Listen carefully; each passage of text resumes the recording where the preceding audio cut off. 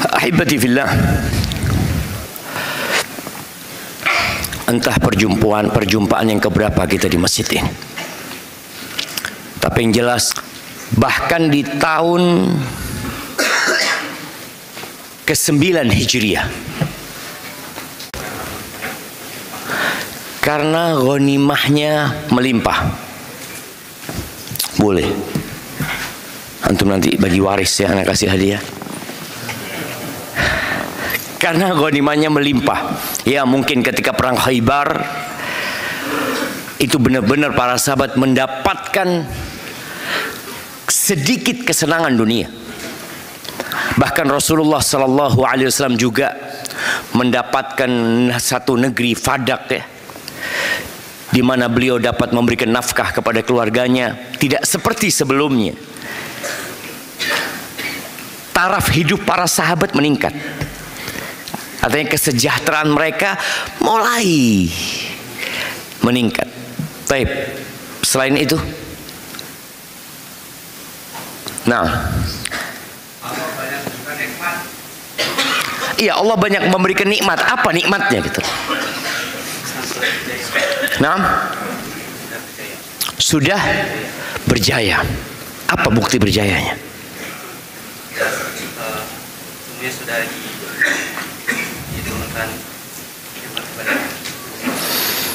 nggak ada satu kejayaan yang didapatkan para sahabat pada waktu itu. Banyak negara-negara sudah ditaklukkan. Yang paling besar apa?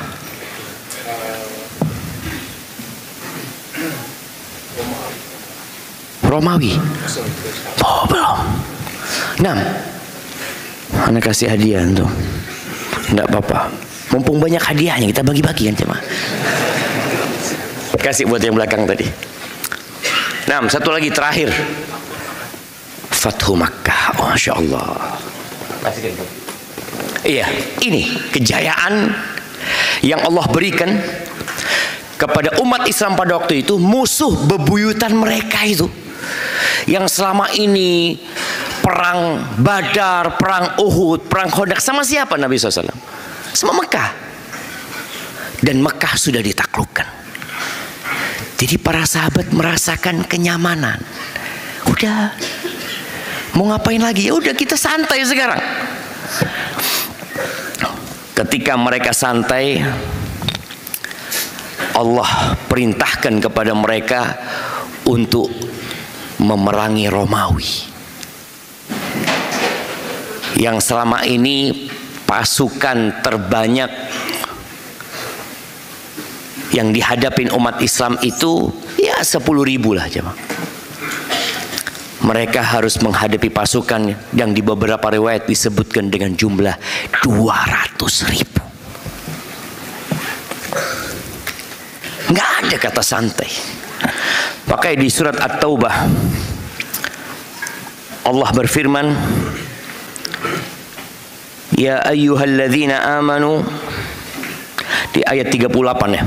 Di surat At-Taubah ayat 38 Allah mengatakan, ya ayyuhalladzina amanu, wahai orang-orang yang beriman, malakum idza qila lakum unfiru fi sabilillah idzaqaltum ilal ard. Wahai orang-orang yang beriman, kenapa kalian? Ada apa dengan kalian? Kok berubah gitu loh? Yang sebelumnya semangat berjuangnya begitu besarnya, sekarang ini kenapa kalian apabila dikatakan kepada kalian berperanglah kalian di jalan Allah Azza wa Jalla, bangkit, berangkat, pergi, tinggalkan negeri kalian, itsaqaltum ilal ard, kalian jadi berat, condong ke bumi. Bumi yang merupakan tempat pengasingan kita, yang kita tahu semua kita nggak ada yang lama di tempat ini. Kok kalian jadi condong ke sana? Araditum bil hayatid dunya minal akhirah. Apakah kalian sudah merasa nyaman dengan kehidupan dunia? Kalian sudah merasa puas dengan kehidupan dunia ini dibandingkan akhirat? Kalian mau tinggalkan akhirat? Kata Allah, fama mata'ul hayatid dunya fil akhirati illa qalil. Tidaklah kenikmatan dunia dibandingkan akhirat kecuali sedikit sekali. Dan yang sedikit ini sekarang diperebutkan oleh berapa orang? 8 miliar manusia. Udah sedikit rebutan lagi.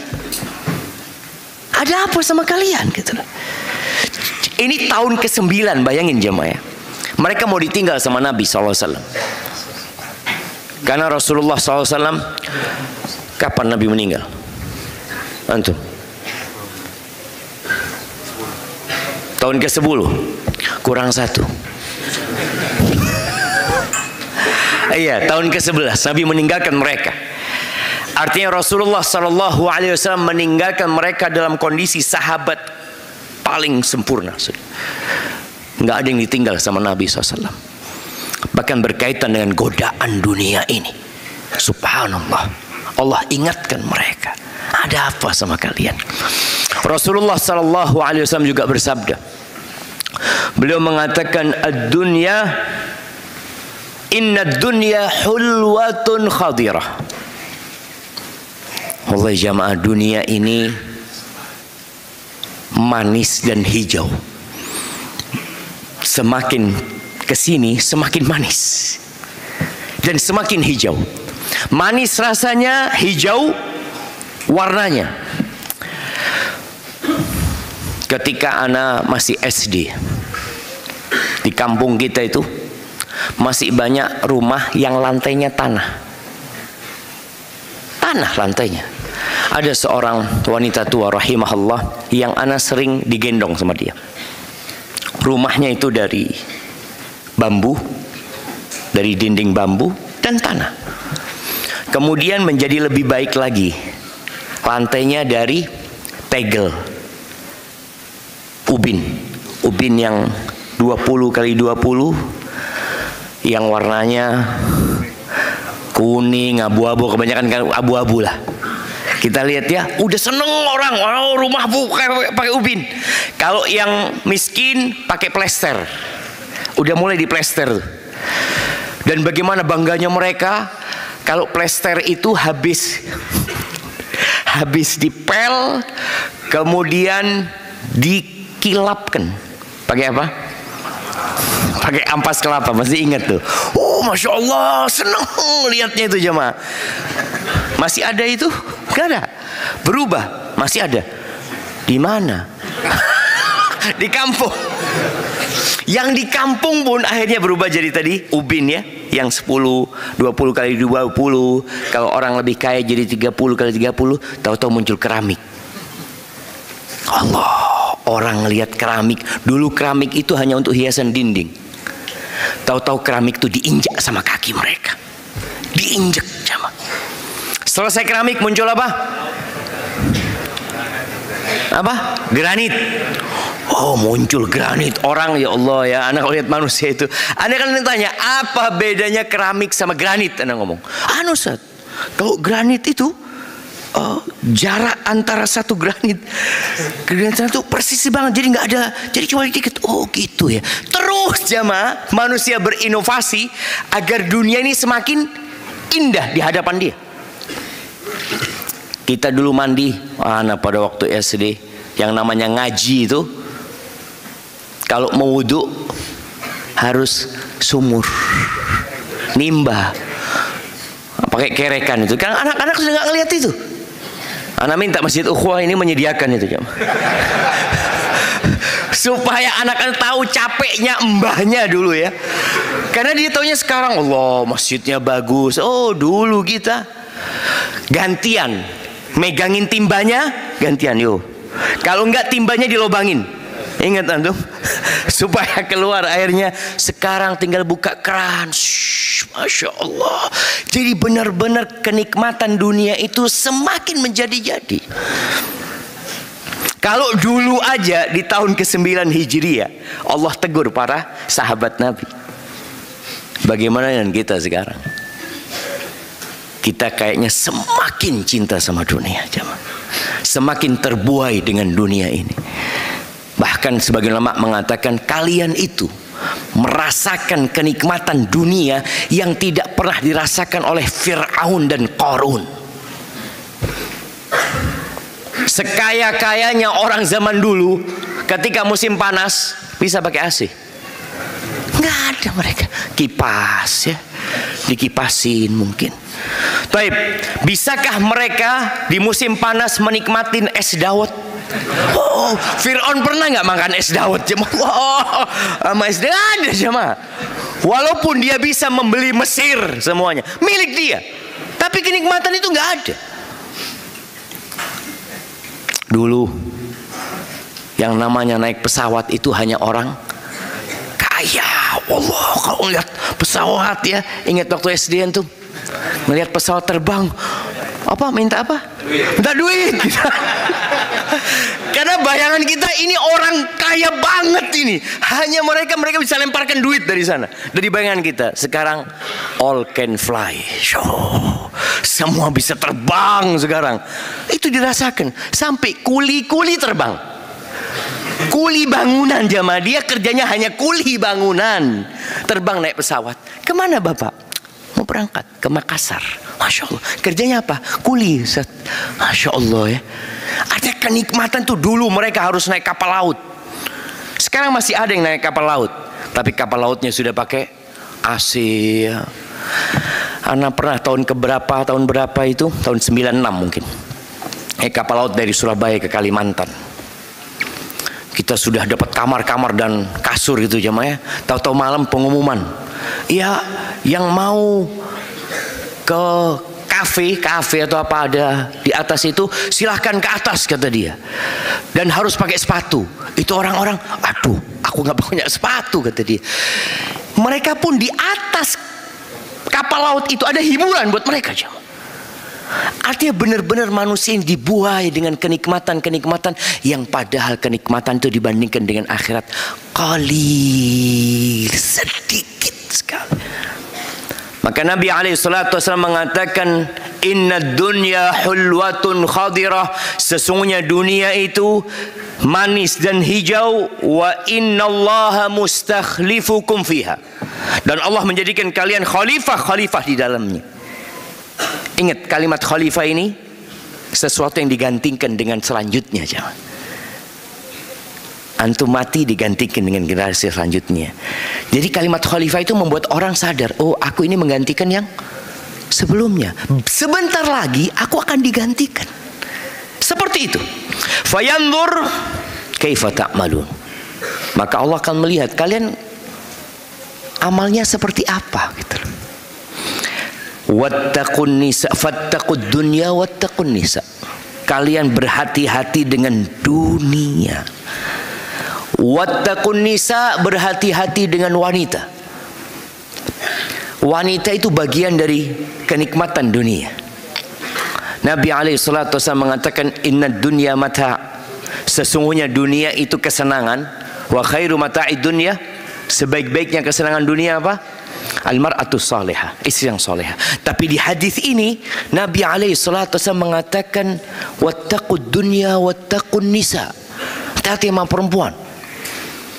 Inna awwala fitnati Bani Israel kanat fin nisa. Fitnah pertama Bani Israel yang membuat mereka rusak itu perempuan. Artinya godaan wanita. Biasanya bapak-bapak kalau kumpul sama bapak-bapak apa yang dibicarakan? Hah? Apa yang dibicarakan? Poligami. Insya Allah. Fulan baru nikah lagi, fulan baru nikah lagi. Terus antum kapan? Nunggu apa antum? Antum fulus sudah punya rumah, punya banyak rumah antum. Insya Allah antum cuma kerja bangun perumahan, nggak ada isinya. Kapan diisi itu perumahan? Terus perempuan yang dibicarakan. Nah, Nabi SAW menyuruh kita berhati-hati. Kita nggak lama di sini, insyaallah. Ahibati fillah, kenapa engkau ada di dunia ini? Ini pertanyaan yang harus selalu ada dalam benak kita. Kemarin tatkala anak ke Papua, anak melewatin tatanan masyarakat yang hidupnya sangat sederhana sekali. Mereka hidup di rumah-rumah dari kayu. Sebagian tempat mereka tidak ada listrik ya. Tidak ada kesenangan lah kalau dalam bayangan ana itu hiburan-hiburan yang didapatkan oleh orang di luar pulau itu di sana nggak ada. Ana sampai tanya sama teman-teman, ini teman-teman di sini, masyarakat suku yang ada di sini, apa sih tujuan hidup mereka? Mereka mancing ikan, jaring ikan, dapat dijual ke pasar, terus nanti mereka pulang dimakan, seperti itu terus. Anda berpikir apa tujuan mereka? Sebagian mengatakan mereka ini Ustaz, masuk Islamnya mudah sekali. Mudah sekali. Dinikahin. Jadi al-musahara, kita tahu bagaimana Nabi alaihissalatu wassalam ya, menjadikan pernikahan salah satu bab untuk berdakwah, mengajak mereka masuk Islam. Anda ngomong Masya Allah kalau gitu. Iya, karena mereka nggak tahu mau kemana hidup ini. Tapi kalau nanti ditinggal sama suaminya atau ditinggal sama istrinya, mereka balik lagi. Berarti memang butuh pendidikan yang benar buat mereka agar mereka tetap di atas Islam ini. Maka yang mau nikah berangkat ke Papua. Bener loh jamaah, ini kalau bicara dakwah itu mau dakwah, berangkat bawa salah satu ke sini, didik dengan baik. Insya Allah dia jadi perempuan yang soleha. Dan ini salah satu jalan dakwah. Kembali kepada tujuan hidup. Banyak di antara kita yang tujuan hidupnya nggak jelas. Hidup ini buat apa sebenarnya? Kita dilahirkan, tumbuh besar, lalu kita melihat gemerlapnya dunia. Ya Allah, dunia sekarang ada di tangan antum jemaah. Antum kepingin sarapan apa pagi ini? Dimsum. Tahu-tahu depan rumah, Assalamualaikum. Oh Masya Allah, sedih. Kurang zen, ganti sarapannya, pesan lagi. Baik, Allah dinina bubukkan dengan dunia ini. Apa saja. Dulu perkembangan kenikmatan itu ada orang yang jualan di depan rumah. Ingat yang keliling ya. Masya Allah, duduk depan rumah tahu-tahu siomay, didorong gitu kan. Kadang-kadang kita makan, ya Allah kurang zen. Tahu habis gitu bakso lewat, apalagi nasi goreng, sate. Sekarang semua itu ada di tangan antum. Antum nggak usah nunggu. Kalau dulu kan nunggu kan, ini jangan-jangan nggak lewat ini. Tahu-tahu lewat, habis, habis gitu kan. Kita punya kejadian-kejadian dalam hidup seperti sekarang jamaah, subhanallah, merasakan kenikmatan itu. Dan duit semakin tidak berharga. Antum ngelihat 500 perak kadangkala ya di rumah, anda ngelihat di rumah anda 500 perak kadangkala di pojokan, di bawah ya. Dulu jamaah, Masya Allah, kita taruh di kantong kita, kita bersyukur alhamdulillah. Sekarang anak SD berapa uang sakunya? 10.000. Masya Allah. Anak ingat waktu anak SD terakhir kelas 6 itu anak kasih uang saku 75 perak. Kemudian anak masuk ke pesantren dikasih uang saku 1 bulan 5.000. 1 bulan 5.000. Pulang jemaah masih ada sisanya 5.000 itu. Ketika anak lulus dari pondok, anak ngajar jemaah, pengabdian, anak semangat banget ngajar karena digaji 30.000. Sekarang duit 30.000, buat apa Ustaz? Sebulan kerja dikasih 30.000 jemaah. Makanya semua jadi lebih mudah, semua jadi lebih nyaman buat kita, buat anak-anak kita. Tapi kata Nabi SAW, ma min zamanin illa walladhi ba'dahu syarrun minhu. Tidak ada satu masa kecuali yang sesudahnya lebih buruk daripada yang sebelum. Semua fasilitas, semua kemudahan itu seakan-akan mengantarkan kita untuk lupa dengan tujuan hidup kita. Sebagian kita dalam kehidupan ini menjadikan urusan yang sekunder sebagai urusan yang primer. Dan dibalik, yang primer dia jadikan sekunder. Maka kita akan mendapati manusia-manusia yang menjadikan sampingan sebagai hal yang utama dalam hidup dia. Dan skala prioritas ini kalau tidak didudukkan dan direnungkan oleh setiap manusia, maka kacau hidupnya. Apakah yang menjadi urusan utama manusia di masa sekarang ini, jemaah? Harta. Kita pikir apa istilahnya? UUD. Ujung-ujungnya duit. Selalu duit. Kemarin Anda dengar UUD dari seorang yang maknanya berbeda. Dia cerita, Ustaz, semua UUD pokoknya, Ustaz. Waduh. Anda taunya ujung-ujungnya duit. Enggak, Ustaz. Ujung-ujungnya dakwah. Oh. Jadi ternyata UUD itu punya makna positif. Bagi orang yang pikirannya akhirat, ketika pikirannya dunia, semua dihitung dengan fulus, maka uang itu jadi hal yang paling utama dalam kehidupan sebagian manusia. Yang kedua, karir. Makanya sebagian orang tua bagaimana menyekolahkan anaknya untuk apa? Untuk dapat kerjaan yang bagus, kemudian harta berlimpah, dan karirnya terus naik. Dan kita sekarang berada di tahun politik. Ya? Apa yang jadi hal utama oleh sebagian manusia? Kursi, kekuasaan. Dia berpikir itu yang paling utama dalam hidupnya. Adapun urusan sholat, urusan ibadah, urusan puasa, itu kajian ilmu yang merupakan hidup buat ruh manusia, itu sampingan. Kalau ada waktu baru datang ke masjid. Kalau ada waktu baru sholat. Dan kita lihat bagaimana orang menunda sholat sampai keluar waktunya. Bagaimana dia melakukan rapat, ya. Untuk apa rapat itu? Untuk membuat perusahaan itu semakin maju. Kadangkala waktu sholat tiba, mereka nggak sholat.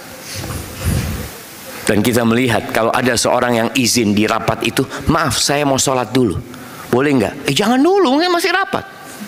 Oke, maaf mau ke toilet. Oh, fadhal. Kita lihat bagaimana mereka melihat yang primer jadi sekunder, yang sekunder jadi primer. Urusan sholat, oh tenang, gampang sholat itu. Urusan ke toilet, oh jangan. Jadi kita lebih fokus dengan urusan fisik kita.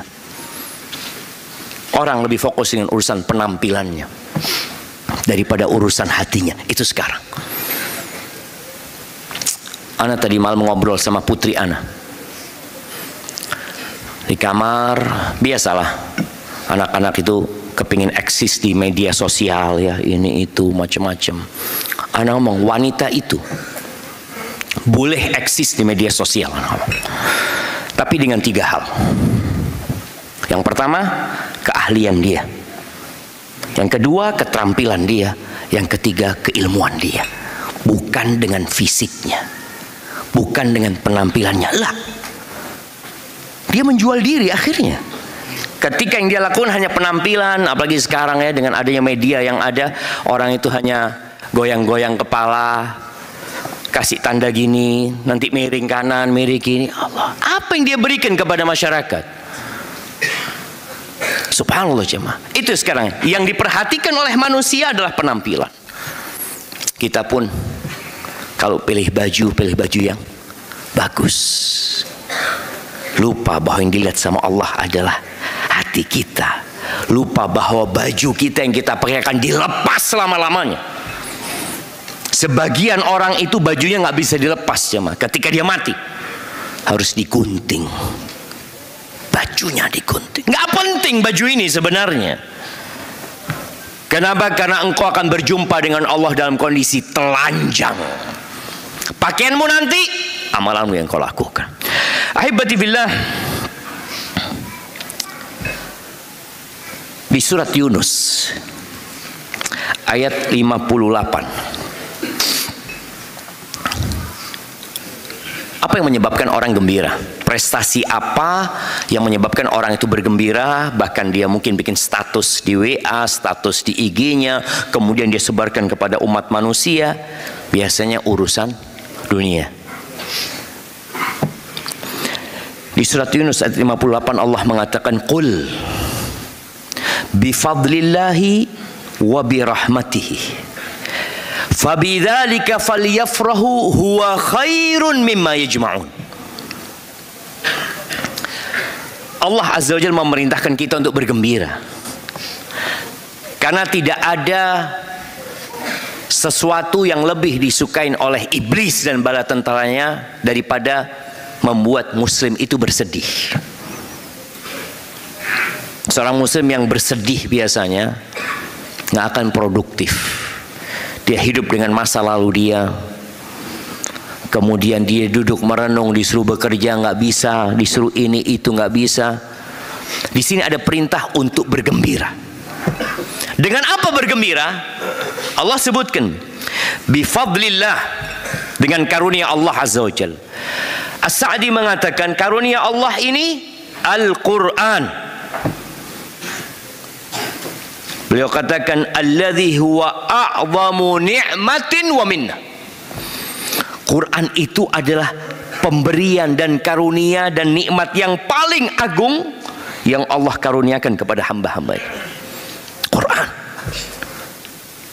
yang sekarang kita membacanya kalau ada waktu. Yang kemarin Ramadan enggak. Kita mengkhususkan waktu untuk baca Quran. Sekarang baca Qurannya kalau ada waktu. Ini jadi urusan yang tidak utama dalam hidup kita. Wa bi rahmatihi, dengan rahmat Allah. Apa rahmat Allah?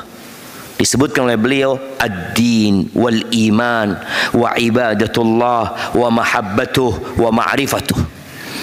Rahmat Allah yang seharusnya kita bergembira dengannya, agama.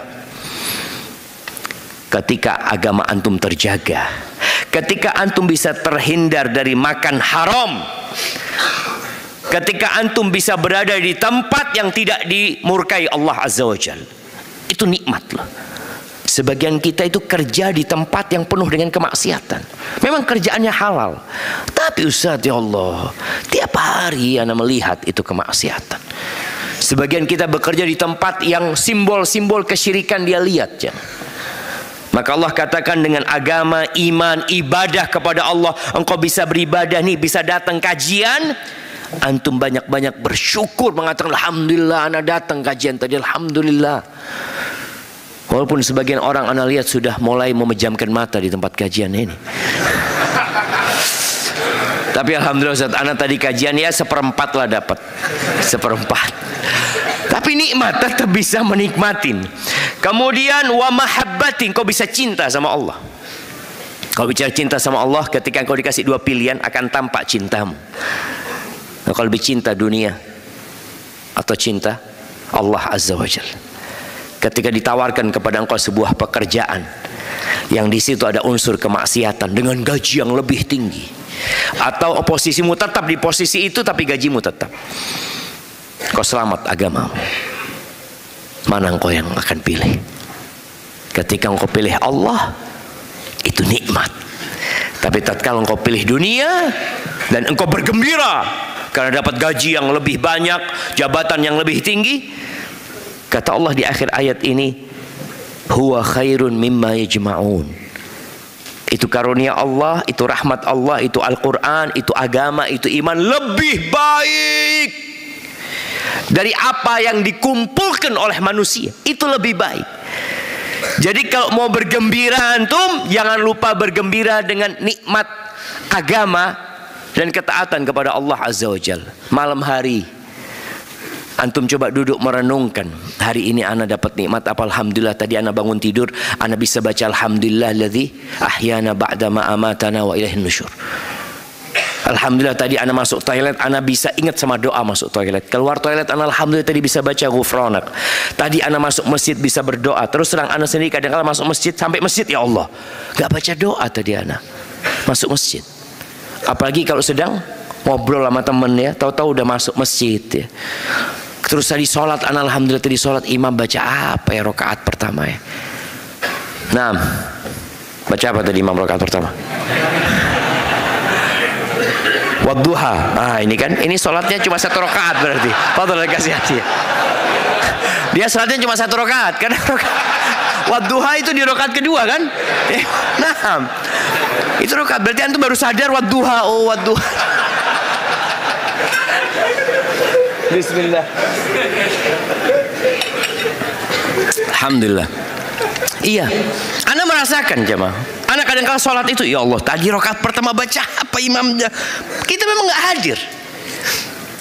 Maka tatkala kita bisa khusyuk dalam sholat, itu nikmat. Engkau harus gembira, ya Allah, makasih ya Allah. Makasih ya Allah, aku dikasih bisa sholat tadi khusyuk ya Allah. Sebagian kita sudah nggak lagi merasakan khusyuknya sholat. Sebagian kita udah kehilangan ya nikmat awal hijrah dulu. Allah, ketika awal hijrah dulu anak bisa di soft pertama Ustaz. Sekarang udah 3 tahun nunggu komat. Harus berangkat masjid. Nikmat itu berkurang loh. Lebih nikmat ketika dulu. Sebagian orang ketika hijrah hartanya habis, tapi imannya naik. Dia benar-benar siap. Istrinya mengatakan, Bang, engkau tetap seperti aku, gak cerai. Dia lihat istrinya, aku cinta kepadamu dek, tapi Allah lebih aku cintai. Kalau engkau mau berpisah sama aku, ya aku sedih sebenarnya, tapi mau gimana? Siap untuk meninggalkan semua kenikmatan dunia. Dan anak melihat orang-orang itu ada di sini. Masih ingat cerita anak muda atau di sini mungkin, yang dia kerja di tempat yang haram, dia cerita, kemudian dia mau berhenti, nggak boleh sama istri dan ibunya, untuk menjaga hati mereka. Tiap pagi dia pakai seragam, jemaah, seragam kantornya dia, padahal dia sudah taksi online, jemaah. Jadi sampai taksi dia buka, dia taksi, nanti pulang ke rumah dengan seragamnya dia. Ibu sama istrinya, oh berarti nggak resign orangnya, padahal dia sudah berhenti dan resign, karena dia lebih cinta sama Allah daripada apa yang dikumpulkan oleh manusia di sini. Ahibati billah, dunia ini hanya jembatan penyeberangan. Di sini ada jembatan penyeberangan kemana? Nggak ada jembatan ya. Merak itu kalau mau kemana? Ke Lampung. Ya, itulah dunia kalau bisa dipikir. Dunia itu hanya antum naik kapal, berjalan sebentar lalu nyampe. Dan orang ributnya antum kalau lihat, oh ribut, jangan sampai telat, ini itu di situ. Karena kalau ketinggalan kapal, mereka akan nunggu kapal selanjutnya. Tapi yang jelas semua akan sampai ke tempat penyeberangan nantinya. Itu dunia. Makanya Rasul Sallallahu Alaihi Wasallam ketika ya di akhir-akhir hayatnya, beliau tidur ya di atas ranjang dengan tikar yang membekas di perutnya. Umar nangis. Umar kebayang, ya Rasulullah, engkau ini utusan Allah, engkau ini orang yang paling dicintai Allah dari semua manusia yang ada, dari semua ciptaan Allah Azza wa Jalla. Engkau tidur seperti ini ya Rasulullah. Rasulullah SAW bisa jemaah dapat kasur yang nyaman, dan pernah isi kasurnya Nabi itu diganti oleh salah seorang sahabat supaya lebih enak. Nabi mengatakan kembalikan.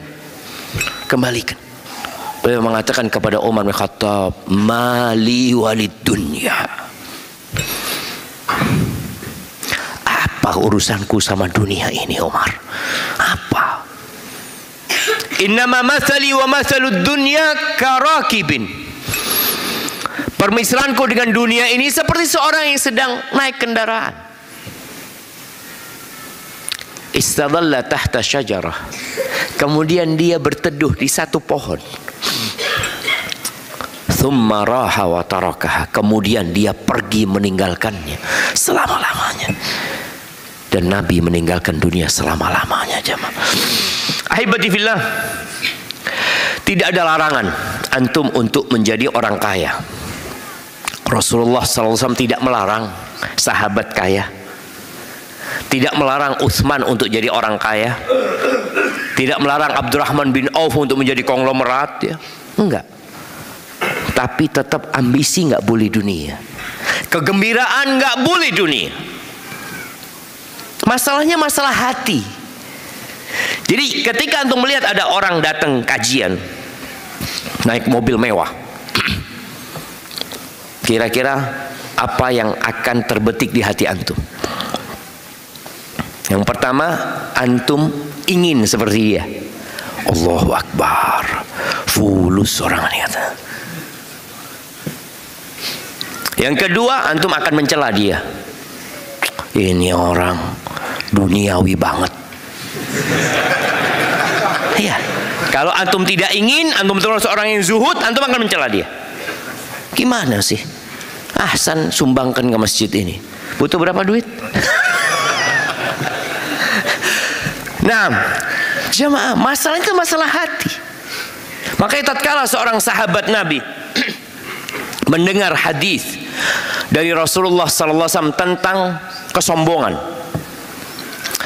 maka dia langsung bertanya, ya Rasulullah, ahaduna, sebagian kita itu ya kepingin bajunya bagus, kepingin sandalnya bagus. Ada orang yang memang peduli jemaah dengan penampilan ya, dia suka dengan hal itu.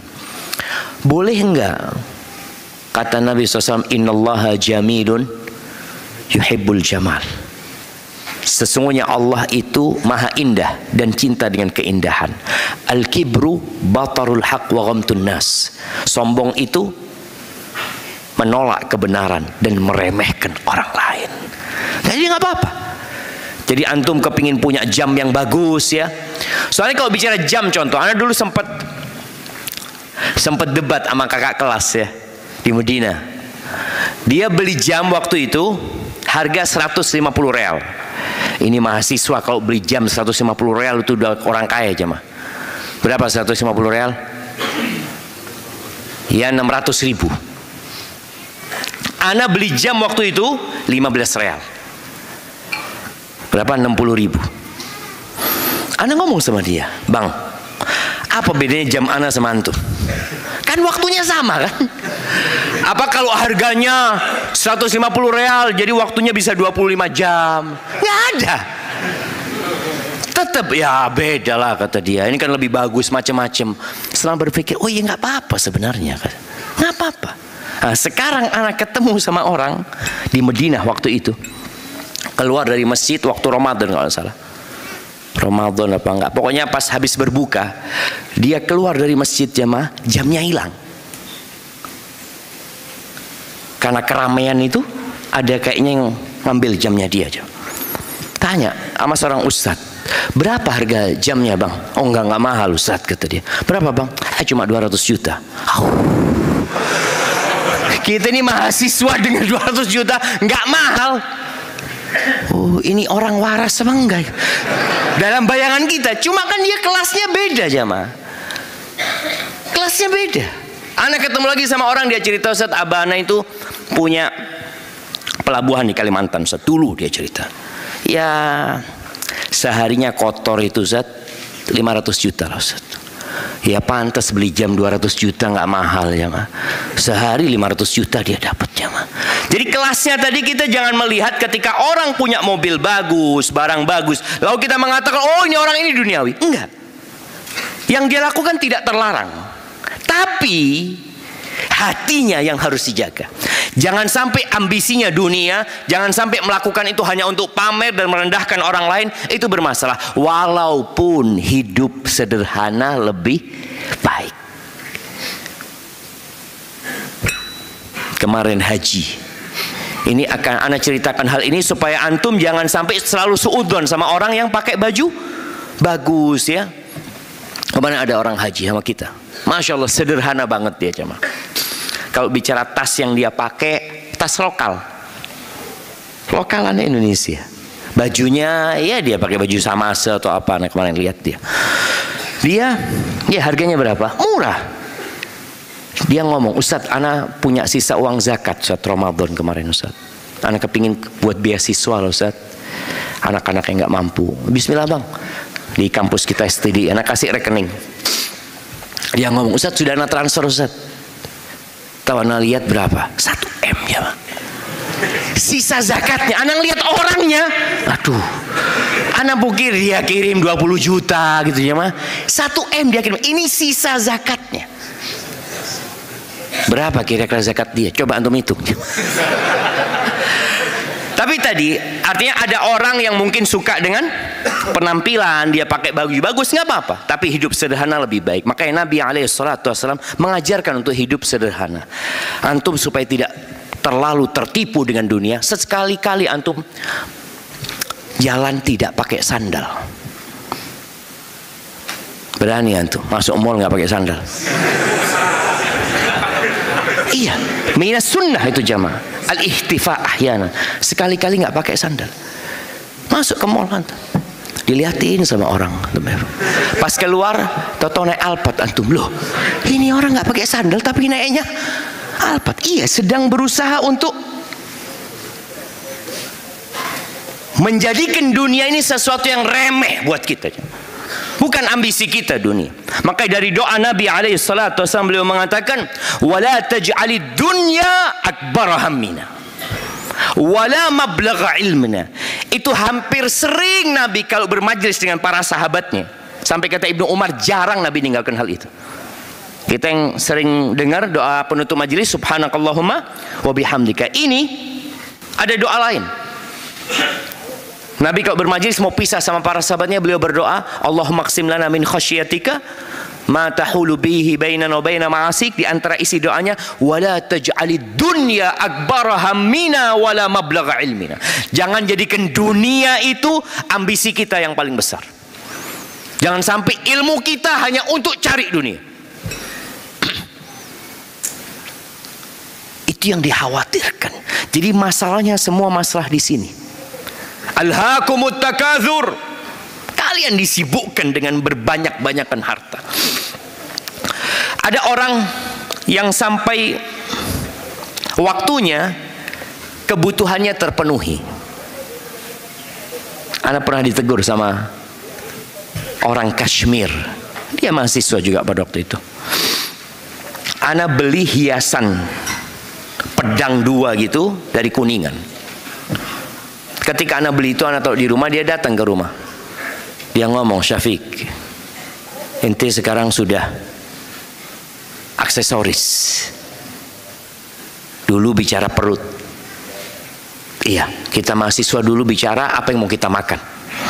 Tapi sampai waktunya antum sudah mulai berbicara kesenangan, hobi.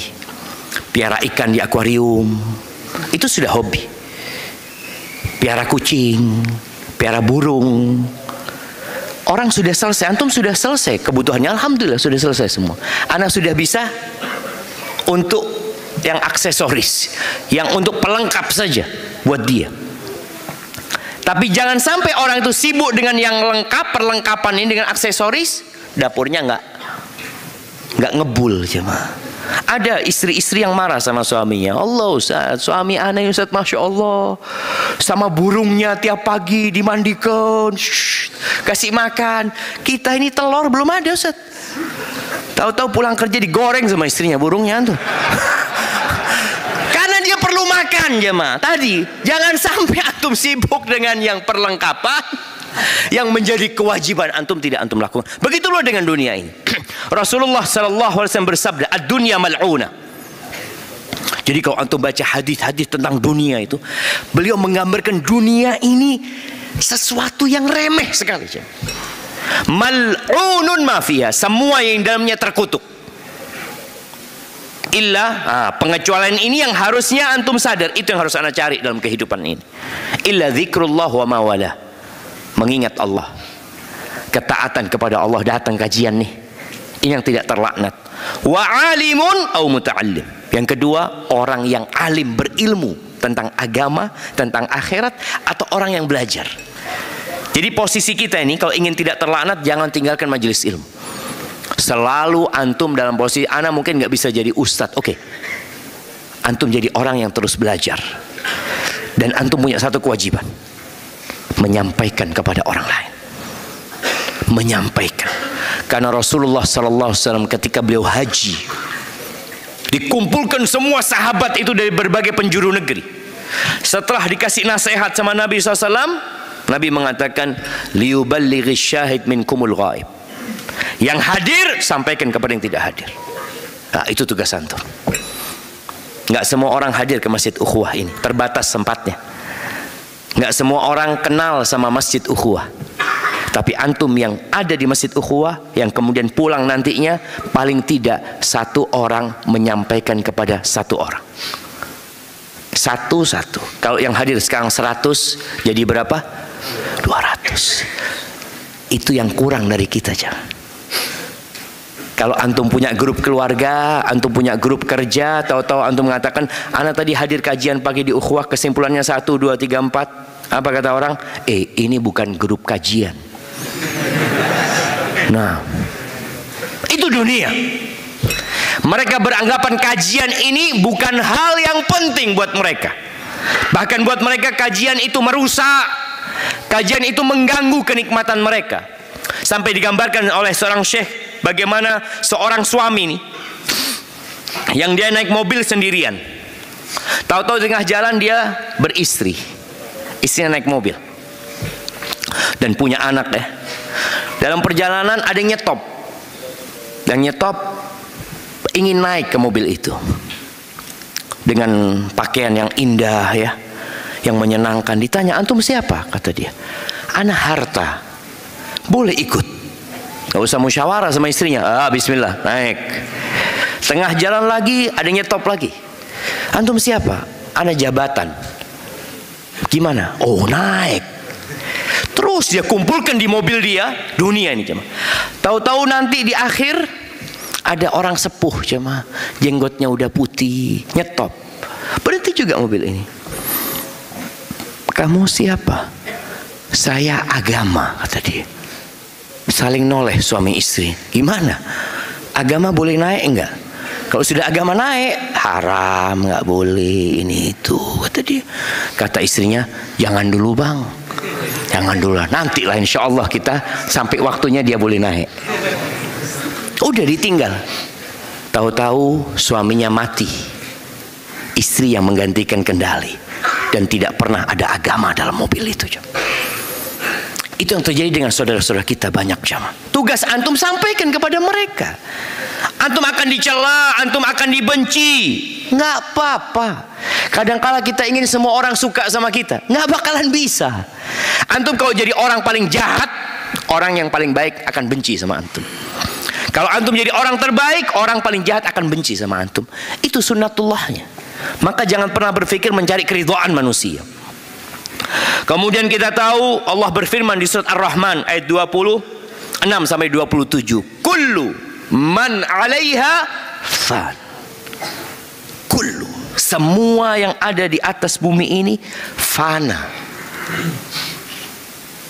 Fana jemaah. Akan hilang, akan sirna. Wa yabqa wajhu rabbika dzul jalali wal ikram.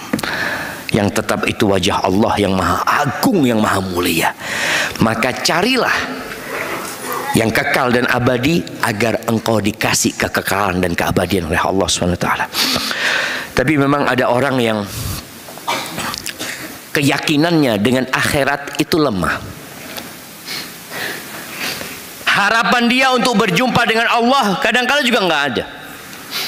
Di surat Yunus ayat 7 dan 8 Allah mengatakan, innalladzina la yarjuna liqa'ana. Kata Allah, sesungguhnya orang-orang yang tidak berharap perjumpaan dengan kita. Waradu bil hayatid dunya, dan mereka ridha, puas dengan kehidupan dunia. Watma'annu biha, tenang dengan kursinya dia tenang, dengan jabatannya dia nyaman, dengan harta yang dia miliki dia hidup dalam kedamaian. Walladzina hum an ayatina ghafilun, dan mereka adalah orang-orang yang dengan ayat-ayat kami lalai. Dikasih peringatan nggak mau, nggak didengarkan. Antum kalau pegang handphone, kalau sudah mulai scrolling apa? Scroll WA atau scroll IG atau apa aja, biasanya kalau sudah ada nasihat-nasihat antum skip. Tapi kalau ada yang menarik, antum berhentikan. Apa ini? Nanti ada ayat lagi, skip. Ya, mereka orang-orang dengan ayat-ayat kami lalai, ditinggalkan. Apa kata Allah? Ulaika ma'wahumun nar. Tempat mereka neraka. Bima kanu yaksibun, karena perbuatan mereka. Dunia ini tempat beramal, jamaah. Dan sedikit azab akhirat. Antum sering dengar hadis Nabi SAW bahwa akan didatangkan orang yang paling senang hidupnya di dunia, lalu dicelup satu celupan ke neraka. Ditanya, hal ra'aita khairan qat, engkau pernah melihat kebaikan dalam hidupmu? Hal marra bika na'imun qat, pernah lewat aja kenikmatan, padahal dia orang paling senang hidupnya di dunia. Setelah satu celupan neraka dia lupa dengan segalanya. Maka ingat, dunia ini sijnul mu'min, penjara buat orang beriman. Wallah, penjara aja. Ana merasakan penjara itu. Mau ini nggak boleh, mau itu nggak boleh. Lagi enak-enak tiduran, tahu-tahu hayya 'alas shalah, aduh sholat lagi. Kemudian ada lagi yang menyampaikan, oh laki-laki sholatnya di masjid. Kalau sholat di rumah, laki-laki itu laki-laki soleha. Kalau sholat di masjid baru laki-laki soleh. Aduh, berangkat ke masjid lagi. Panas-panas sholat zuhur kita ke masjid. Subuh-subuh datang ke masjid kayak antum nih.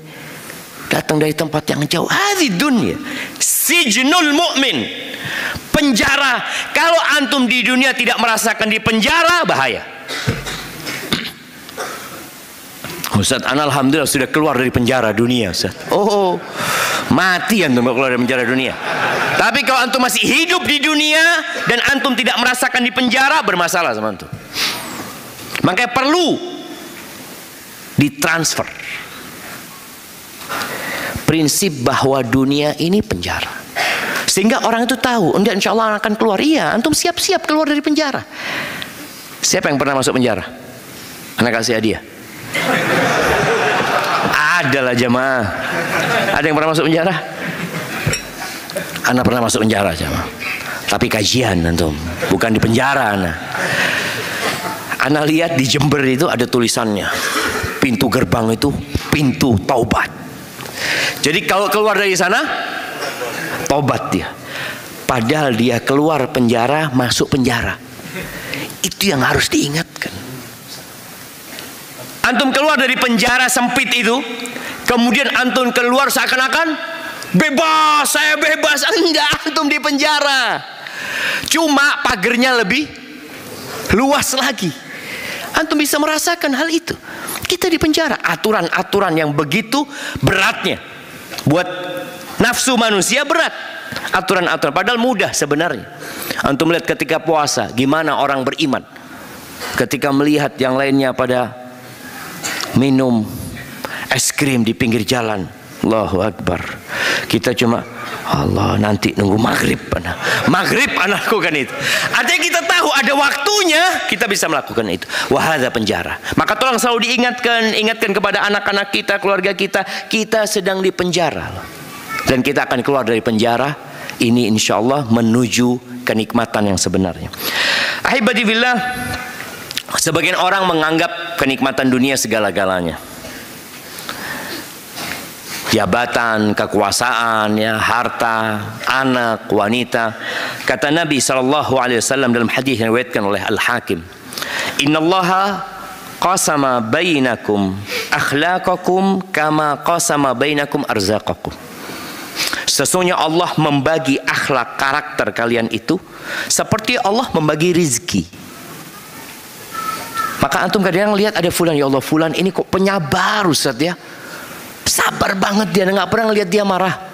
Satunya dilihat, oh Allah, fulan Ustaz ini dicolek dikit kayak kiamat sudah. Ada kayak gitu cuma. Antum melihat karakter orang berbeda-beda. Ntar nih parkiran, antum lihat ada yang orang masya Allah, ada motor mau keluar dia bantuin keluar. Tapi ada yang motor mau keluar dia cuma liatin dong. Ada manusia-manusia kayak gitu jemaah. Lihat tadi sampah, nanti antum lihat ada gelas ya. Gelas kosong ya, yang nggak dipindah ke tempat sampah. Dia cuma berdiri berpikir, siapa yang melakukan ini? Terus dia tinggal. Bukan dia ambil dia buang, enggak. Tapi ada orang yang lihat dia ambil dia buang, selesai. Mungkin orang itu lupa atau apa, dia selalu husnudzon sama saudaranya. Nabi alaihi salatu wasallam mengatakan Allah berbagi akhlak, karakter seperti berbagi rezeki kepada kalian. Lalu Nabi mengatakan alaihi salatu wasallam, wa innallaha yu'tid dunya man yuhibbu wa man la yuhib. Allah berbagi dunia ini kepada orang yang Allah cintai dan kepada orang yang Allah tidak cintain. Makanya kadang-kala yang soft pertama itu nggak selalu kaya jemaah. Bahkan kadang-kala soft pertama ini kumpulan orang-orang yang punya utang nih, dilihat. Masya Allah. Ini kenapa soft pertama ya? Alhamdulillah Ustaz. Kalau sudah fulusnya banyak, ya soft kedua, soft ketiga. Kalau dia sudah Masya Allah tambah lagi buka cabang dan ini, jadi imam dia jemaah. Imamul masbuqin. Imam orang-orang masbuk semua dia jadi imamnya. Itu kalau kita lihat dunia kayak gitu.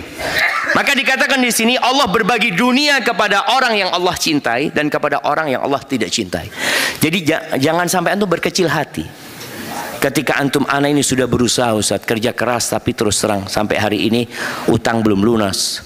Rumah masih ngontrak sampai sekarang Ustaz. Dan ya awal bulan ini mulai yang punya kontrakan WA kapan ini bayarnya ini dan itu, ada orang seperti itu. Lalu antum berpikir apa Allah nggak cinta sama anak? Bukan, itu bukan ukuran cinta. Bukan.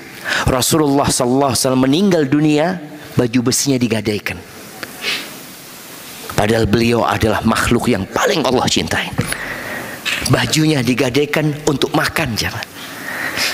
Untuk beli gandum.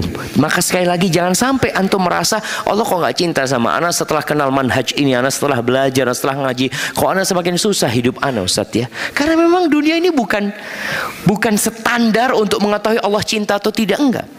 Lalu Nabi mengatakan alaihi salatu wasallam, wala yu'til imana illa man yuhib. Dan Allah tidak memberikan keimanan kecuali kepada orang yang Allah cintai. Jadi kalau kepingin tahu engkau dicintai Allah atau tidak, lihat bagaimana hubunganmu dengan Al-Quran, bagaimana hubunganmu dengan sholat malam, bagaimana hubunganmu dengan sholat duha, bagaimana hubunganmu dengan sholat 5 waktu. Kalau antum bisa ke masjid setelah azan dikumandangkan, Masya Allah syama. Sa'id ibn Musayyib ya, Sa'id ibn Musayyib radhiyallahu ta'ala anhu, dia 20 tahun jemaah nggak pernah melihat punggungnya orang. Selalu di soft pertama. Sholatnya di Masjid Nabawi. Bagaimana antum? Sama Ustaz. Ana 20 tahun nggak pernah ngelihat punggungnya orang. Karena di masjid ana satu soft aja Ustaz. Satu soft dong dia nggak pernah, walaupun masbuk soft pertama. Masbuk dia dapat tasyahud akhir itu masih soft pertama. Kan ada sebagian masjid kayak gitu jemaah. Ini enggak, ini masjid yang Masya Allah tapi dia nggak pernah ngelihat punggungnya orang jemaah. 20 tahun. Itu berarti Allah kasih keimanan buat antum. Ada orang yang mengatakan alhamdulillah Ustaz, ana ya sejak ana umur 50 tahun itu selalu jam 3 bangun, kayak ada yang membangunkan Ustaz. Dan ana bisa sholat malam. Itu nikmat. Ada lagi orang alhamdulillah Ustaz, anak tadi malam jam 3 bangun Ustaz. Nggak biasanya. Tapi anak bangun tanpa ada yang membangunkan Ustaz. Ngapain? Nonton bola Ustaz. Ada orang kayak gitu siapa? Orang berpikir, antum lihat ya bagaimana manusia yang pagi hari cerita, oh tadi malam bola ini. Karena berita bola anak heran, kenapa berita bola selalu malam ya? Karena mungkin mainnya di luar negeri sana aja mah. Dan itu godaan lagi buat orang-orang. Ada yang melakukan hal itu. Maka tolong antum lihat ucapan Nabi SAW. Allah tidak berbagi keimanan kecuali kepada orang yang Allah cintai. Maka kalau secara ekonomi antum susah, secara pekerjaan antum mungkin terhina, maka jangan sampai berkecil hati memandang dunia ini segala-galanya. Ahibati fillah, Allah Azza wa Jalla berfirman di surat Fatir ya, Ya ayuhan nas, ayat 5. Kata Allah, wahai umat manusia, inna wa'dallahi haq. Sesungguhnya janji Allah itu benar. Fala taghurrannakumul hayatud dunya. Kalian jangan tertipu dengan kehidupan dunia. Janji Allah akan adanya surga, adanya neraka, adanya hisab, adanya nikmat kubur, itu benar. Maka jangan tertipu dengan kehidupan dunia. Wala yaghurrannakum billahil gharur. Kalian jangan tertipu dengan gharur, tukang tipu. Siapa tukang tipu itu? Iblis. Nabi Adam sudah ditipu sama iblis. Apa katanya Iblis ketika godain Nabi Adam? Hal adulluka ala syajaratil khuldi wa mulkin la yabla. Engkau mau nggak aku kasih tahu apa pohon khuldi? Yang ngomong pohon yang dimakan Nabi Adam, pohon khuldi siapa? Iblis. Pohon keabadian. Orang itu kepingin abadi, kepingin kekal. Makanya di dunia ini sekarang orang berusaha untuk memperpanjang umur mereka, ya, seperti itu. Karena mereka ingin abadi. Dan ini jadi godaan iblis. Engkau mau nggak aku kasih tahu pohon keabadian dan kerajaan yang tidak ada habisnya? Mau Nabi Adam. Tapi ternyata bohong. Makan dari buah itu turun ke dunia. Maka kita sekarang sedang mempersiapkan diri untuk kembali kepada Allah Azza wa Jalla. Ahibati fillah, hari ini ada orang-orang di tempat kita yang mungkin antum lihat pakaiannya murahan, antum lihat rumahnya ya nggak terlalu besar, tapi istana dia sedang dibangun di langit sana. Taman-taman dia sedang ditanamin di sana. Sungai-sungai sedang dialirkan di depan rumahnya dia. Sedangkan dia di dunia kelihatan miskin dan biasa-biasa aja. Sebaliknya, ada yang hari ini istananya dibangun di dunia. Kolam renangnya lagi dibangun. Dan lobang-lobang neraka buat dia juga sedang dibangun buat dia. Na'udzubillah min dzalik. Maka perbanyak zikir, perbanyak sholat, ya. Kita tahulah 2 rakaat sebelum subuh lebih baik dari dunia dan isinya. Lebih baik dari dunia dan isinya. Bukan sama. Nabi SAW juga mengatakan subhanallah walhamdulillah wa la ilaha illallah wallahu akbar. Ini kalimat yang antum ucapkan gak sampai 5 detik mungkin. Apa kata Nabi SAW? Aku mengucapkan kalimat subhanallah walhamdulillah wa la ilaha illallah wallahu akbar ahabbu ilayya mimma tala'at alaihi syams. Rawahu Muslim. Itu lebih aku sukai daripada yang matahari terbit di atasnya, daripada bumi ini. Ucapan itu subhanallah walhamdulillah wa la ilaha illallah wallahu akbar. Satu ayat. Sahabat Nabi ada kira-kira 80 orang jamaah yang nggak punya rumah. Tidurnya di mana? Di masjid. Yang mereka dikenal dengan ashab as-suffah, ya. Jadi Masjid Nabawi bagian belakang itu ada plengsengannya gitu jamaah, ya. Tapi dari daun kurma, ya. Mereka tidur di situ. 80 orang. Ya nanti berkurang, bertambah, kira-kira segitu.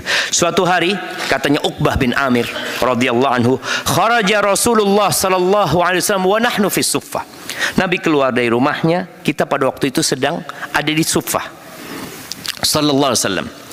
Lalu Nabi berkata kepada kita yang lagi duduk-duduk di suffah ini, ayyukum yuhibbu an yaghdu kulla yawmin ila Budhan au ila al-Aqiq. Siapa di antara kalian yang mau, yang punya keinginan setiap pagi berangkat ke pasar, namanya pasar Budhan dan pasar Aqiq. Ini pasar binatang, pasar hewan, ternak, dan pasar lah secara umum. Fayati minhu binaqatain qaumawain. Lalu dia pulang dari pasar itu bawa 2 ekor onta yang punuknya besar. Fi ghairi itsmin wala qati'ati rahim. Dia mendapatkan itu tanpa berbuat dosa. Bukan dengan mencuri, bukan dengan merampok, bukan dengan memutuskan silaturahim, enggak. Dia dapat halal, dia dapat 2 ekor onta tiap pagi. Apa kata para sahabat? Faqulna ya Rasulullah, ini sahabat miskin semua aja mah, nggak punya rumah. Mereka mengatakan nuhibbu dzalik, mau kami ingin itu ya Rasulullah, kata dia. Apa kata Nabi SAW? Afala yaghdu ahadukum ilal masjid faya'lam au yaqra ayatain min kitabillah. Kalau kalian mau, ya sudah, solusinya kalian berangkat ke masjid tiap pagi, lalu kalian belajar ngaji kayak kita nih sekarang ngaji nih, Au yaqra, atau dia baca 2 ayat dari kitab Allah, itu lebih baik dari 2 ekor onta. Kalau antum dapat ayat ini gimana jam? Hadis ini. Ya tapi kan kita butuh di dunia juga Ustaz. Sahabat itu miskin-miskin jam. Nabi membawa mereka ke langit untuk memandang dunia ini remeh, seremeh-remeh. Itu lebih baik dari 2 ekor onta. Wa salasun khairun lahu min salas. Dan 3 ayat yang dia baca, yang dia pelajari itu lebih baik dari 3 ekor onta. 4 ayat lebih baik dari 4 ekor onta. Sesuai dengan jumlah ayat itu lebih baik dari jumlah onta-onta. Digambarkan nih, orang yang suka ke pasar cari keuntungan. Antum lihat hari ini keuntungan antum apa? Dapat berapa ekor onta antum hari ini? Ada yang kadang kala sehari tidak baca Quran. Ada yang sehari nggak ke masjid sama sekali. Maka tolong antum berangkat ke masjid, datang kajian. Kalau nggak ada kajian antara adzan dan qomat, antum buka Quran, antum baca Quran, dan antum bayangkan ini jemaah. Ya Allah, 1 ayat anak dapat 1 ekor onta, 2 ayat. Ya Ustaz, kalau ontanya itu di dunia kan enak Ustaz. Gimana antum kalau dapat onta di dunia?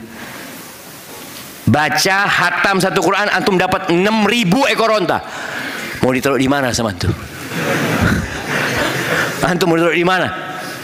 Ya Ustaz, anak akan jual Ustaz. Mau dijual ke siapa? Semua orang punya onta. Loh, kalau pahalnya di dunia, hidup ini nggak jalan jamaah. Pahalnya di sana. Karena di sana antum nggak perlu kerja. Nggak perlu kerja. Antum nggak perlu beli beras di akhirat sana. Antum nggak perlu beli gas. Nggak perlu ribut ini subsidi, nggak subsidi. Di dunia antum perlu ribut itu. Di sana nggak. Semuanya Allah sediakan dan antum akan mendapatkan. Ahibati billah, yang terakhir. Berdoa menjadi solusi buat kita agar tidak tertipu dengan dunia. Tadi, jangan jadikan dunia itu ambisi kita yang paling besar. Yang kedua, ziarah kubur. Itu juga menjadi solusi agar kita tidak tertipu dengan dunia. Antum berangkat, ketika antum dapat masalah, sedih ya, bawa istri antum, bawa anak-anak antum, lihat tuh kuburan. Apa sih yang diberatkan dari kehidupan dunia ini? Kalau antum orang kaya raya, antum akan jadi miskin. Hilang semuanya. Kalau antum orang miskin, selesai urusan antum. Antum punya penyakit, anak punya penyakit kanker stadium 4, bentar lagi habis kanker itu. Habis. Sesusah apapun antum hidup, ketika antum ingat dengan kematian, maka itu akan membuat ringan. Bentar lagi aku akan tinggalkan dunia ini. Bagaimana sebelum antum meninggalkan dunia, antum sudah punya persiapan yang matang. Jamaah rahimakumullah, itu mungkin yang dapat ana sampaikan pada kesempatan kali ini. Ana mohon maaf ya, karena ana harus meninggalkan PSD, berangkat ke Bandung. Yang benar dari Allah, yang salah dari diri ana pribadi. Allah dan Rasulnya terbebaskan dari kesalahan itu. Subhanakallahumma wa bihamdika asyhadu an la ilaha illa anta astaghfiruka wa atubu ilaik. Assalamualaikum warahmatullahi wabarakatuh.